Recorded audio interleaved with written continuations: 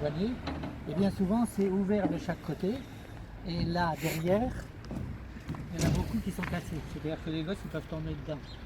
Alors pour une fois, là, c'est propre. Suite à notre travail d'investigation et de médiation sur la thématique du ramassage des déchets et la propreté du quartier de la Devèze, nous souhaitions faire le point avec les acteurs concernés.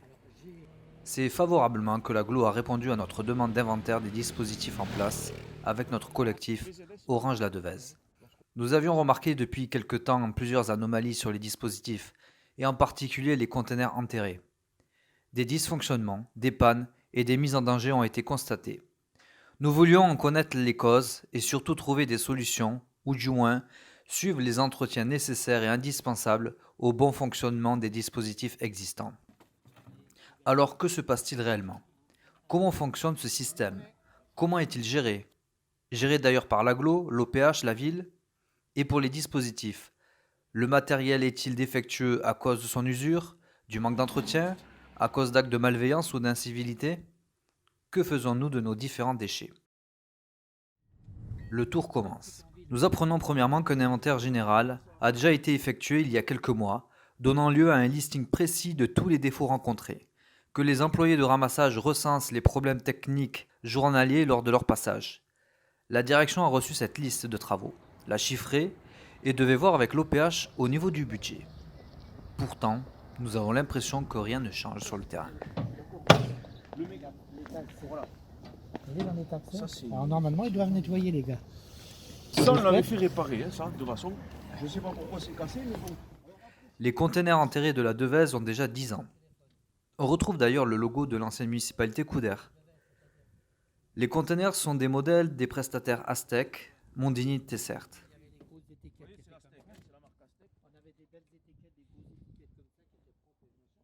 L'agglo s'occupe de 5 communes pourtant. Nous apprenons que les pièces sont commandées, mais qu'elles peinent à arriver. Pourtant, il existe forcément un contrat entre les acteurs de l'agglo et ces entreprises devant assurer l'entretien, la fabrication des pièces défectueuses.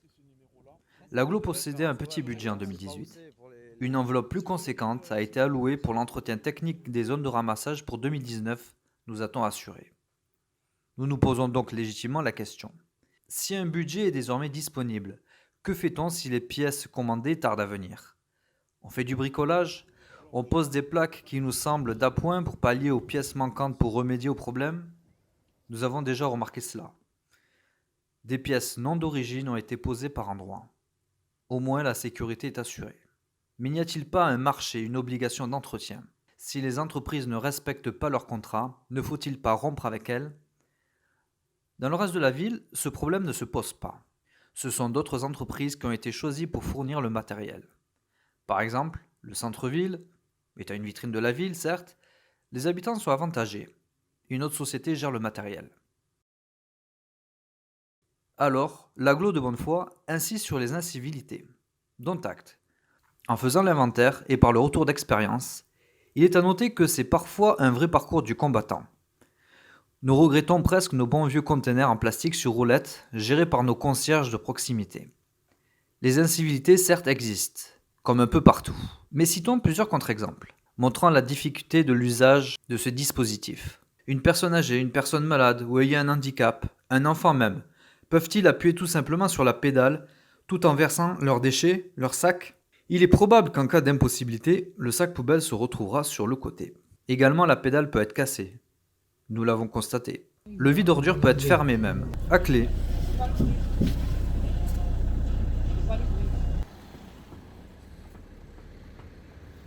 Deux jours plus tard, et même la semaine d'après, en vérifiant de nouveau, nous avons constaté que le conteneur, au niveau de l'intersection Balma-Gousso, était de nouveau fermé à clé. Que faire donc des déchets? On remplit la poubelle d'à côté, mais ça déborde.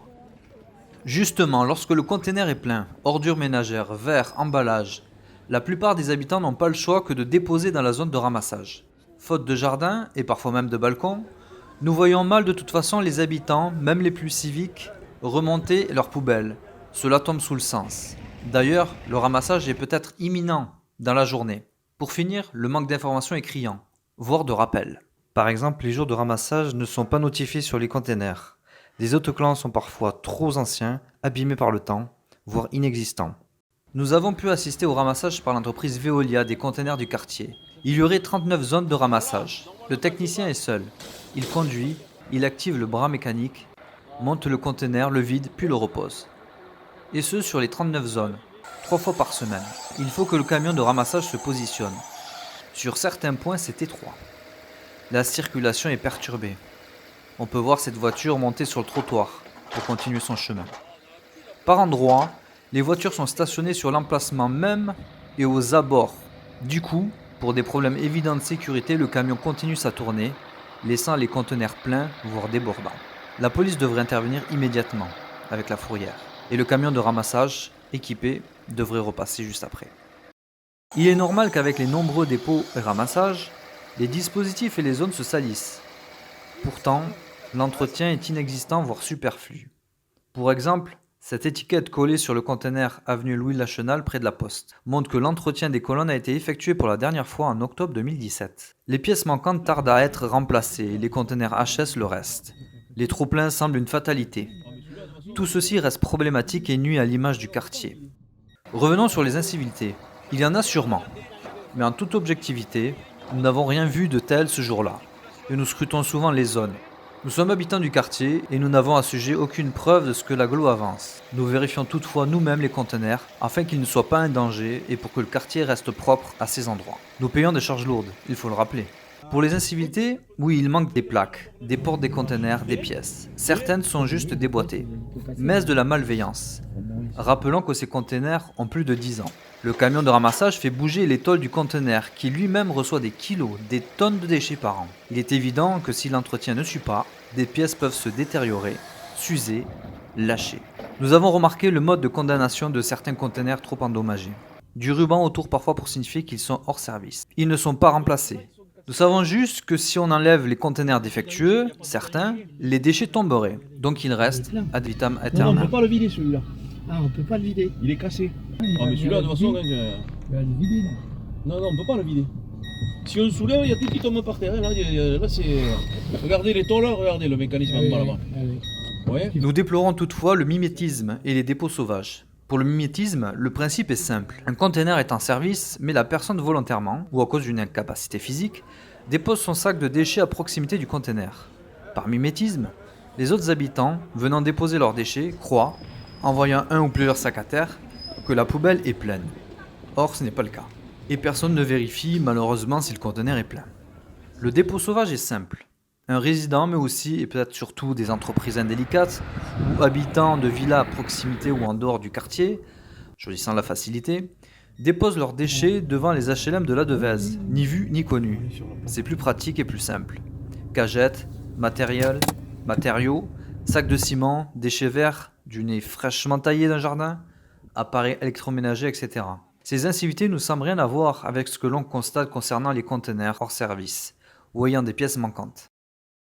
Chaque conteneur comporte une immatriculation, nom de la ville, BZS par exemple, numéro d'identification et type de déchet, emballage, verre, ordures ménagères. Si vous constatez donc un défaut, un problème, signalez à l'agglo en donnant les références. Notez de votre côté la même référence ainsi que la date de votre signalement.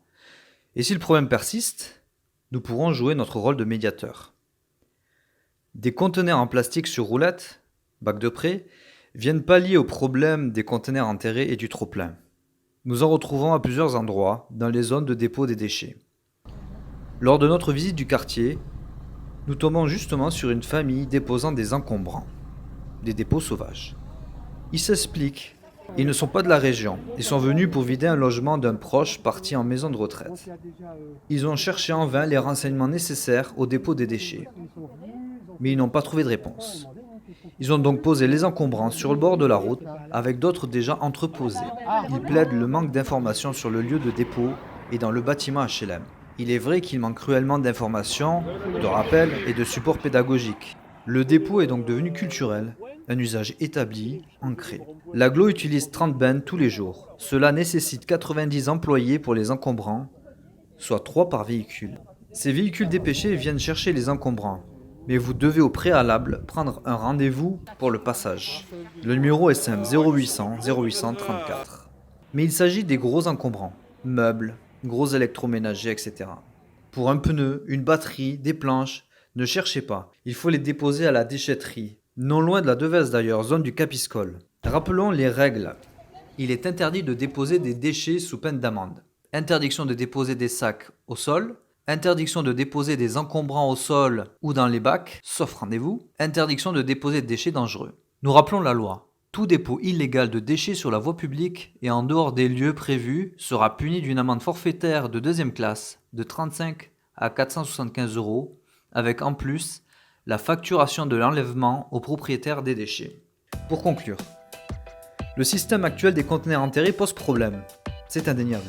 Cela est principalement lié à la vétusté et au manque d'entretien. Il faut arrêter la politique du sparadrap, bien qu'il y ait des incivilités.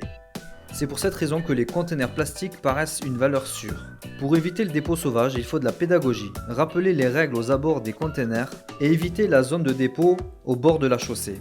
Les inclure dans le périmètre des HLM ou en les cachant de la vue par un muret, comme cela existe déjà, par exemple, autour de la Gaillonne, à côté du portail, proche du rond-point. Il faut améliorer, multiplier les visuels sur les conteneurs, sur les zones et dans les lieux d'habitation gérés par l'OPH. Que ce soit l'agglo, les HLM, la ville et les habitants, si chacun prend ses responsabilités, le quartier sera à coup sûr plus propre, plus respecté et respectable.